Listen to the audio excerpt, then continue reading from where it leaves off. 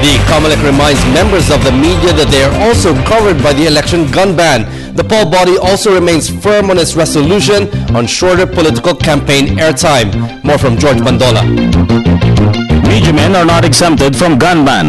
COMELEC spokesman James Jimenez says everyone should abide by the law, especially that most media men in provinces are vulnerable to politics. Yung gun ban ay isang measure to ensure na yung mga pangkaraniwang mamayan na merong baril ay hindi mapasok sa gulo. No?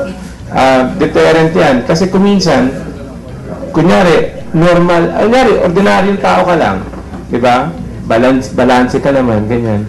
Pero pagdating kasi ng politika, kuminsan na-unbalance ang mga temper natin eh. Jimenez said COMELEC is firm not to extend airtime regulations for radio and TV as soon as the campaign started rolling.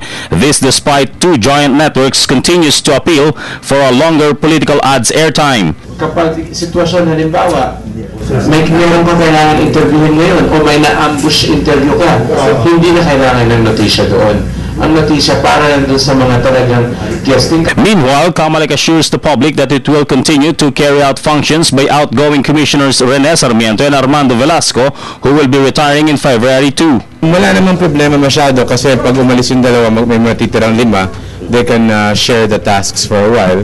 Yung mga kaso na pending siguro might either be farmed out. For People's Television, George Bandola.